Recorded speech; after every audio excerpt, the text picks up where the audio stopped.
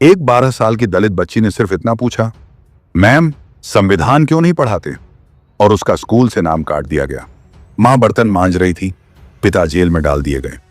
क्या संविधान पढ़ना दलितों के लिए गुनाह है? क्या शिक्षा पर भी ठाकुरों का ठेका है? लेकिन वही बच्ची जब जज बनकर लौटी तो उसी स्कूल और उसी ठाकुर को कोर्ट में खड़ा कर दिया। क्या हर दलित बेटी को पहले अपमानित होना पड़ेगा?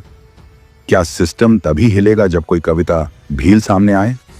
इस वीडियो को पूरा देखो, क्योंकि यह सिर्फ कहानी नहीं, क्रांति की दस्तक है।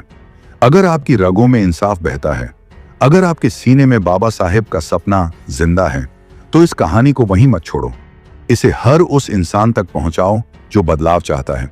अभी लाइक करो, शेयर करो और कमेंट में लिखो, जब तक तोड़ेंगे नहीं तब तक छोड़ेंगे नहीं। और हाँ, इस चैनल को सब्सक्राइब करो, क्योंकि ये सिर्फ चैनल नहीं, ये एक आंदोलन है। दोस्तों, ये कहानी है संगीता गौतम की, राजस्थान के सूरजपुर गांव की एक दलित बेटी, जिसके दिल में बाबा साहेब अंबेडकर के सपने बसते थे। संगीता का परिवार बेहद गरीब था। पिता रामदास गौतम खेतों में मजदूरी करते थे।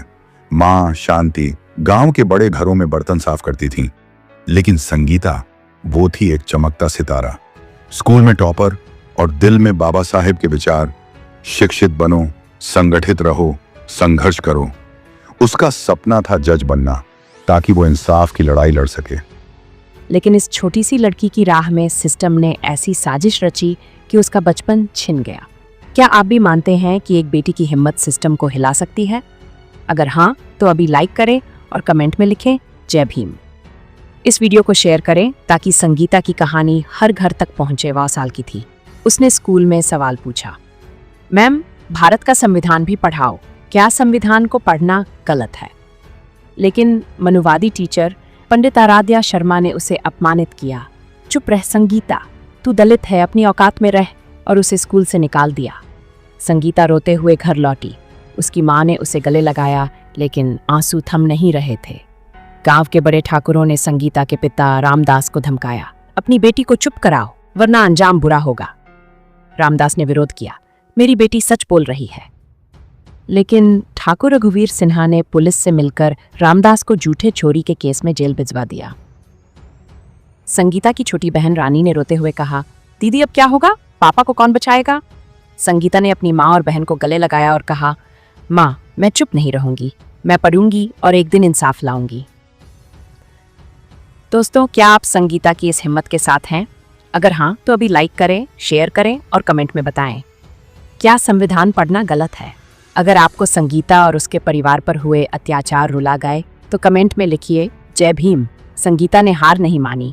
रात में लालटेन की रोशनी में वो किताबें पढ़ती थी।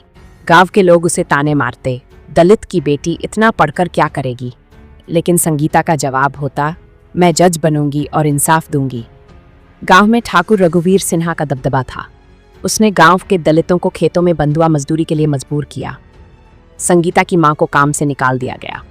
एक दिन ठाकुर के गुंडों ने संगीता के घर पर पत्थर फेंके। रानी डर गई, लेकिन संगीता ने उसे गले लगाते हुए कहा, रानी डर मत, बाबा साहेब हमारे साथ हैं। ये बात दलित लीडर कविता भील तक पहुंची। उसने फैसला किया, हम सूरजपुर जाएंगे। ये खबर वायरल हो गई। ठाकुर घबरा गए, कविता भील आ रही है, पता नहीं ये गांव वाले क्या करेंगे। कविता भील एक ऐसी लीडर थी जिससे सरकार भी कांपती थी। प्रशासन को जैसे ही खबर मिली, हड़कंप मच गया। कमिश्नर ने पुलिस को आदेश दिए, सड़कें बनवाओ, स्कूल चालू करो, सब दुरुस्त करो, कविता को कोई मुद्दा न मिले। गांव में हलचल मच गई।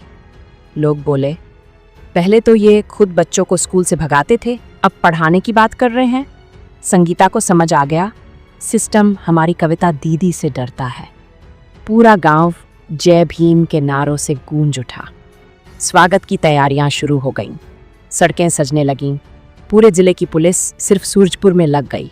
कविता भील का काफिला तीरथ गाड़ियों के साथ सूरजपुर की ओर निकला। सरकार की धड़कनें तेज हो गईं। पुलिस स्टेशन से लेकर सचिवालय तक सब शांत हो गए। जैसे ही कविता सूरजपुर पहुंची, कमिश्नर खुद मौजूद था। जनता का हुजूम उमड़ पड़ा। कविता ने संगीता को मंच पर बुलाया। बेटी क्या हुआ? संगीता रोने लगी। पूरा मैदान गूंज उठा, जय भीम जय भीम। कविता ने माइक उठाया, अगर एक दलित बेटी रोती है तो सरकार को जवाब देना होगा, आने वाले चुनाव में इस सरकार को उखाड़ फेंको। संगीता को स्कॉलरशिप मिली, जयपुर के अच्छे स्कूल में दाखिला हुआ। कविता ने कहा, बेटी पढ़ो और समाज के बच्चों को पढ़ाओ। संगीता ने मेहनत जारी रखी, स्कूल, फिर कॉलेज, फिर लॉ की पढ़ाई, और एक दिन वो बन गई जज। फिर आया वो दिन, एक केस उसके सामने आया, सूरजपुर के स्कूल की बदहाली का। संगीता ने कड़क आदेश दिया, हर स्कूल की जांच हो। जब कोर्ट में पेश हुए पंडित आराध्या शर्मा और ठाकुर रघुवीर सिन्हा, वो कांप रहे थे। पंडित शर्मा बोला, जज साहिबा माफ कर दीजिए। संगीता ने गंभीर आवाज में कहा, ये व्यक्तिगत मामला नहीं है, ये इंसाफ का सवाल है, जेल भेजो इन लोगों को। कोर्ट में सन्नाटा छा गया। बाहर खड़ा था एक रहस्यमयी शख्स, फोन पर कह रहा था, संगीता को रोकना होगा वरना सिस्टम ढह जाएगा। क्या ये रघुवीर सिन्हा की साजिश थी या कोई बड़ा नेता? संगीता का फैसला सुनकर देश भर में तहलका मच गया। दिल्ली में एक बड़ी सभा हुई। मंच पर थीं कविता भील और संगीता गौतम। कविता बोली, संगीता ने साबित कर दिया कि एक दलित बेटी सिस्टम को हिला सकती है। संगीता बोली, मैं वो बेटी हूं जिसे स्कूल से निकाला गया। आज मैं जज हूं और मैं हर बच्चे के लिए इंसाफ लाऊंगी। तभी खबर आई, रघुवीर सिंह एक बड़े मनुवादी नेता मंत्री विजय प्रताप सिंह से जुड़ा है। क्या संगीता इस साजिश को उजागर कर पाएगी? एक रात संगीता ने बाबा साहेब की तस्वीर के सामने कहा, आपने मुझे रास्ता दिखाया बाबा साहेब, मैं लड़ती रहूंगी। लेकिन तभी एक धमकी भरा कॉल आया, संगीता तूने बड़ी गलती कर दी, अब देख क्या होता है। संगीता ने नंबर ट्रेस करवाकर गिरफ्तारी करवाई और कहा, जज को धमकी देता है, मैं इस सिस्टम को उखाड़ फेंकूंगी। अगर आप चाहते हैं कि दलित समाज ऊंचाइयों तक पहुंचे, अगर आपकी रगों में इंसाफ बहता है, अगर आपके दिल में बाबा साहेब का सपना धड़कता है, तो चुप मत रहो। इस वीडियो को हर उस इंसान तक पहुंचाओ जो समझता है कि एक दलित बेटी भी इस सिस्टम को हिला सकती है। अभी लाइक करो, शेयर करो और कमेंट में लिखो, जब तक तोड़ेंगे नहीं तब तक छोड़ेंगे नहीं। और हाँ, इस चैनल को सब्सक्राइब जरूर करो, क्योंकि ये सिर्फ चैनल नहीं, ये एक आंदोलन है। धन्यवाद। जय भीम।